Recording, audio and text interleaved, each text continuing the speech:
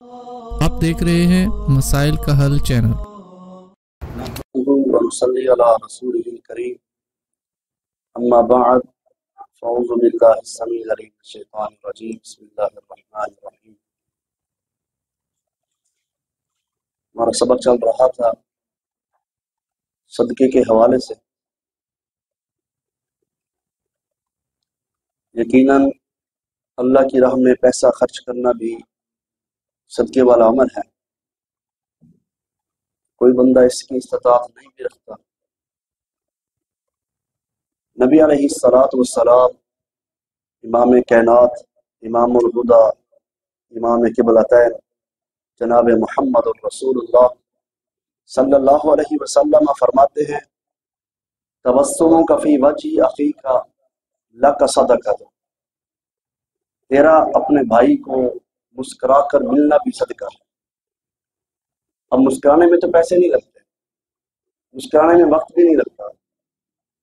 اگر آپ کسی بھائی سے، کسی دوست سے، کسی عزیز سے، رشتہ دار سے، استاد سے، شاگرد سے، ماں باپ سے، کسی بھی عزیز سے آپ جب مسکرا کر ملیں گے، یقیناً آپ کا مسکرانا ضائع نہیں جائے گا، یہ آپ کی نیکی لکھ دی جائے گی۔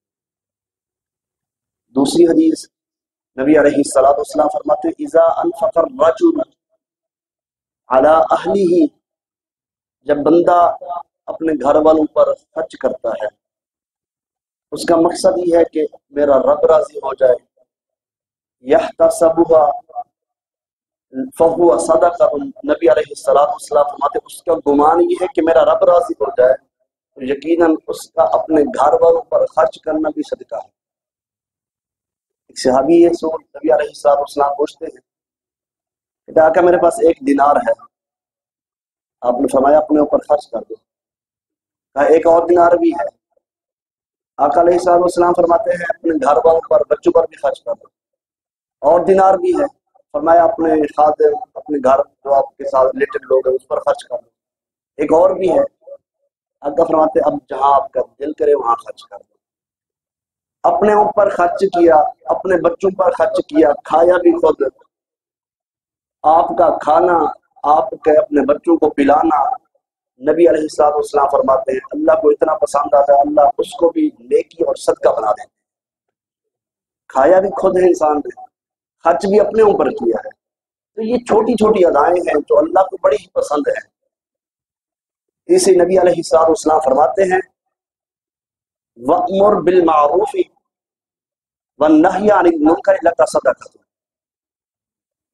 نیکی کا حکم دینا، اچھے کام کا کہنا اور برائی سے منع کر دینا، یہ بھی صدقہ ہے۔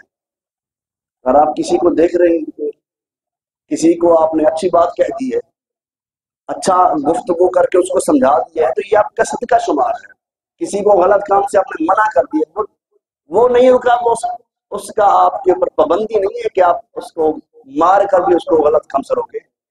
ہاں جو آپ کی کسٹڈی میں لوگ ہیں یا جو مطلب اس کو آپ ان کی تربیت کریں ان کی علیحدہ بات ہے، ادروائز اگر آپ کسی کو کوئی نیکی کا حکم دے رہے ہیں، سمجھا رہے ہیں یا برائی سے منع کر رہے ہیں تو آپ سختی سے نہ، آپ کے کہنے پر آپ کو اجر مل جائے گا، آپ کے کہنے پر آپ کو اجر مل جائے گا۔